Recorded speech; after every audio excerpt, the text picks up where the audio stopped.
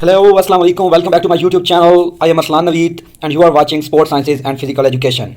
So today our topic is types of research. Research methodology में हमने research को तो डिस्कस कर लिया था कि रिसर्च क्या होती है और एक अच्छी रिसर्च करने के लिए किन किन बातों का होना ज़रूरी है और एक अच्छे रिसर्चर में किन क्वालिटीज़ का होना ज़रूरी है। तो अब जिस मौजू पे हम बात करने लगे हैं वो है टाइप ऑफ रिसर्च, यानी कि रिसर्च की एग्ज़ाम्स। तो सबसे पहले मैं आपको ये कहना चाहता हूँ कि ये बिल्कुल इजी टॉपिक है, ये ज़्यादातर स्टूडेंट्स को समझ नहीं आती, वो परेशान हो जाते हैं। तो आपने इसमें बिल्कुल परेशान नहीं होना। तो आज मैं आपको ये इस तरीके से करवाऊँगा कि इंशाल्लाह आपको बहुत जल्द ये बिल्कुल आसानी से समझ आ जाएगा। तो रिसर्च के नाम्स लिखने के अलावा मैंने जो है ना उसकी वजूहात लिख दिया है कि किस किस बेस के ऊपर रिसर्च को जो है ना डिफरेंट टाइप्स में डिवाइड किया जाता है, जिससे कि आप लोगों को समझने में आसानी होगी। आगे हम रिसर्च की टाइप्स भी इन जो है ना इसके अकॉर्डिंग डिस्कस करेंगे। तो टाइप्स ऑफ रिसर्च, अब टाइप्स ऑफ रिसर्च इधर नहीं लिखी, वो आगे डिस्कस करते हैं। इधर ये लिखा है कि ये जो रिसर्च की टाइप्स बनाई जाती हैं ये किस बेस के ऊपर बनाई जाती हैं अकॉर्डिंग टू इट्स पर्पस, यानी कि इसका मकसद क्या है। थ्योरेटिकल रिसर्च है या अप्लाइड रिसर्च है, हम कौन सी रिसर्च करने जा रहे हैं, उस रिसर्च से हमें क्या मकसद हासिल होगा। According to type of data used, यानी कि उस रिसर्च में किस किस्म का डाटा इस्तेमाल हुआ है, क्वांटिटेटिव डाटा इस्तेमाल हुआ है या क्वालिटेटिव डाटा इस्तेमाल हुआ है। According two degree of manipulation variables, यानी कि उसमें किस किस्म के वेरिएबल्स यूज हुए हैं और उनका एक दूसरे पर कितना इंपैक्ट है, उससे जो रिसर्च हमें हासिल हुई है तो उसकी बेस के ऊपर जो रिसर्च की गई है तकसीम, तो वो इसकी बेस। अच्छा, according to type of inference, जो टाइप ऑफ इन्फ्रेंस के बेस के ऊपर रिसर्च की गई है। According to the time in which it is carry out, किस टाइम पे की गई है। According to the source of information, किस सोर्स के ऊपर की गई है, यानी कि उसकी इन्फॉर्मेशन हमने किस सोर्स से हासिल की है। According to how the data is obtained, यानी कि इस बेस के ऊपर अगर की गई है कि हमने डाटा कहाँ से हासिल किया है या किस तरीके से हासिल किया है।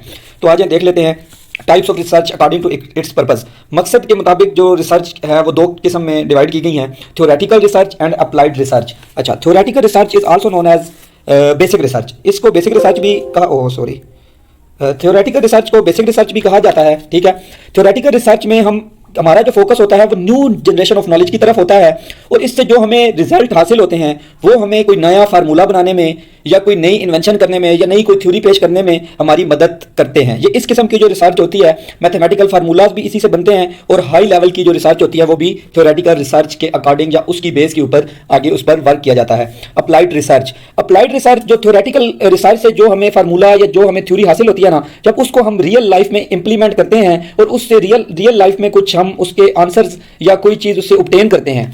यानी कि थ्योरेटिकल इसको हम इस तरह देख सकते हैं कि अब एक चीज़ है वो हमने फार्मूला डेवलप किया है, ठीक है, हमने वो थ्योरेटिकल रिसर्च के अकॉर्डिंग हमें वो फार्मूला हासिल हो गया। ठीक है, अब हमने उसका जो रियल लाइफ यूज़ में लेके आना है ना, तो वो हम अप्लाइड रिसर्च में उसको अप्लाई करेंगे, फिर उसके रिजल्ट चेक करेंगे और उससे जो प्रैक्टिकल वर्क हमें हासिल होगा वो जो प्रैक्टिकल लाइफ में जो हम उसका यूज़ करेंगे तो वो अप्लाइड रिसर्च होगी। ठीक हो गया, आई होप कि आप लोगों को समझ आ गई होगी। तो अब आगे देखते हैं जी। आगे है हमारे पास according to the type of data use, भाई किस किस्म का डाटा यूज हुआ है, क्वालिटेटिव या क्वांटिटेटिव। क्वालिटेटिव डाटा क्या होता है, जिसमें किसी भी शख्स की क्वालिटीज़ के बारे में, यानी कि उसका हेयर कलर कैसा है, उसका आई कलर कैसा है। ये तो मैं आपको सिंपल इसलिए बता रहा हूँ कि आपको समझ आ जाए, मतलब इसमें आगे बहुत चीज़ें और भी होती हैं, दो चीज़ों का आपस में इम्पैक्ट कैसा है। ठीक है, इस किस्म की जो रिसर्च होती है वो क्वालिटेटिव रिसर्च होती है। क्वांटिटेटिव रिसर्च में ये डाटा बेस्ड रिसर्च होती है, इसमें नंबर का यूज होता है। क्वालिटेटिव नॉन न्यूमेरिकल होती है, क्वांटिटेटिव न्यूमेरिकल रिसर्च होती है। इसके बाद according to the degree of manipulation of variables, according to the degree of manipulation of variables, यानी कि जो वेरिएबल का एक दूसरे के ऊपर इंपैक्ट होता है या एक दूसरे के ऊपर चेंज होती है, इसकी बिना के ऊपर जिस रिसर्च को कितनी किस्म पे डिवाइड किया गया है। तो सबसे पहले है जी experimental research. Experimental research is a type of research that uses a scientific approach towards the manipulation one or more control variable and measuring their effect on the dependent variable। अब research में दो variable होते हैं, एक variable control होता है और दूसरा वेरिएबल इंडिपेंडेंट वेरिएबल होता है, और कंट्रोल वेरिएबल के ऊपर इंडिपेंडेंट वेरिएबल का जो है ना इंपैक्ट हमने चेक करना होता है। तो इस ऐसी रिसर्च को जो है ना एक्सपेरिमेंटल रिसर्च कहा जाता है।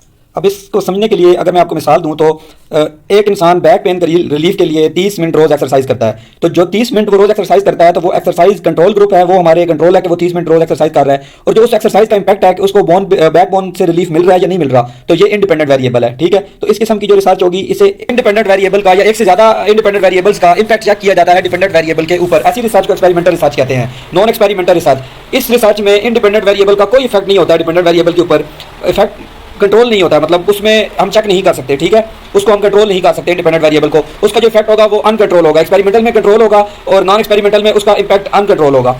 काजी एक्सपेरिमेंटल रिसर्च, ये एक किस्म की ऐसी रिसर्च है जिसमें हमारा कुछ वेरिएबल के ऊपर कंट्रोल होता है, ठीक है। तो उसको जो इन्वेस्टिगेट किया जाता है, ऐसी रिसर्च को काजी एक्सपेरिमेंटल रिसर्च कहते हैं। मिसाल के तौर पर अगर कोई बीमारी फैल रही है, ठीक है, तो हम उस बीमारी के इम्पैक्ट को चेक कर सकते हैं, मगर उस बीमारी को नहीं रोक सकते। उसका फैलना हमारे जो है ना वो उससे बाहर है, मतलब कंट्रोल से बाहर है, मगर उसको जो उसके इम्पैक्ट है वो हम चेक कर सकते हैं। तो इस किस्म की जो रिसर्च होती है जिसमें कुछ वेरिएबल हमारे कंट्रोल में हो, कुछ वेरिएबल हमारे कंट्रोल में ना हो, तो उसे काजी एक्सपेरिमेंटल रिसर्च कहते हैं।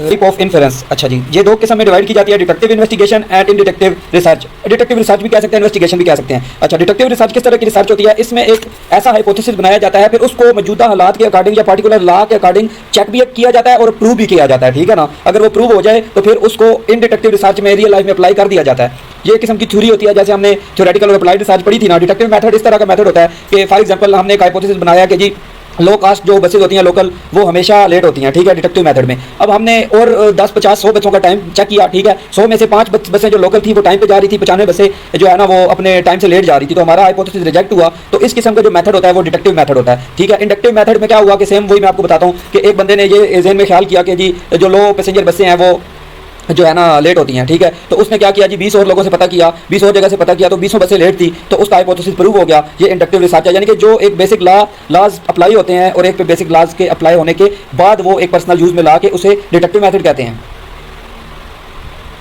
डिटेक्टिव इन्वेस्टिगेशन या डिटेक्टिव रिसर्च। डिटेक्टिव रिसर्च वो रिसर्च होती है when particular facts are obtained from the general laws, यानी कि जब हम कोई अपना हाइपोथेसिस बनाते हैं या अपने ज़हन में कोई बात बनाते हैं तो उसको हम लीगली प्रूव भी कर सकें जो हमारे लॉज मौजूद है उनके जरिए से, तो ऐसी रिसर्च को डिटेक्टिव रिसर्च बोलते हैं। इसके बाद according to the time in which it is carried out, यानी कि ये जिस वक्त रिसर्च की जा रही है उसकी बेस के ऊपर जो रिसर्च की तकसीम की गई है वो दो किस्म है, longitudinal study and cross sectional study. Longitudinal research वो रिसर्च होती है जिसमें हम आने वाले 10-15 सालों में देख रहे होते हैं कि इसका इस वेरिएबल का क्या इंपैक्ट होगा। ये ज़्यादातर मेडिकल की फील्ड में इस्तेमाल होती है, ठीक है। और क्रॉस सेक्शनल स्टडी वो होती है जो मौजूदा हालात में एक बंदे के ऊपर या किसी ग्रुप के ऊपर मौजूदा उसी टाइम उसका रिजल्ट देखा जाए, उसे क्रॉस सेक्शनल स्टडी कहते हैं। और लॉन्गिट्यूडनल जो एक लंबे वक्त के बाद, एक लंबे अरसे के बाद उसके रिजल्ट का जो एनालिसिस लेना हो तो उसे लॉन्गिट्यूडनल स्टडी कहते हैं।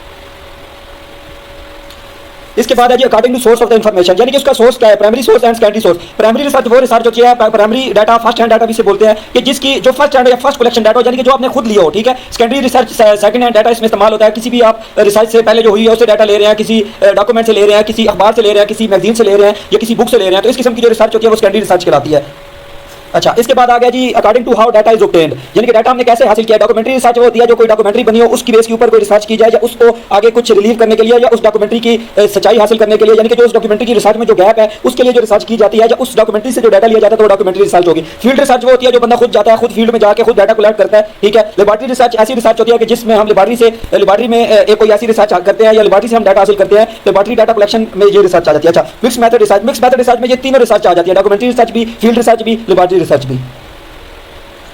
तो यहाँ का लेक्चर आज खत्म होता है स्टूडेंट्स। आज मैंने कोशिश किया कि मैं जो है ना डेफिनेशन से हट के आपको रिसर्च के बारे में बता दूं कि रिसर्च होती क्या है और इसकी जो टाइप्स हैं, ये किस बेस के ऊपर इसको डिवाइड किया जाता है और इसकी जो टाइप्स है उसकी थोड़ा सा आपको मैंने गो हेड दे दिया। बाकी इसकी सारी जो है वो डेफिनेशन वगैरह गूगल वगैरह अवेलेबल है, आप वहाँ पर जाएं और इजीली वहाँ से जाकर आप इसका डाटा कलेक्ट करें। और अगर फिर भी कोई बात समझ नहीं आती तो आप कमेंट में जरूर पहुँच सकते हैं। तो थैंक यू जी, बहुत शुक्रिया। अल्लाह हाफिज़, अपना ख्याल रखिए, अपने घर वालों का ख्याल रखिए, दुआ में याद रखिए।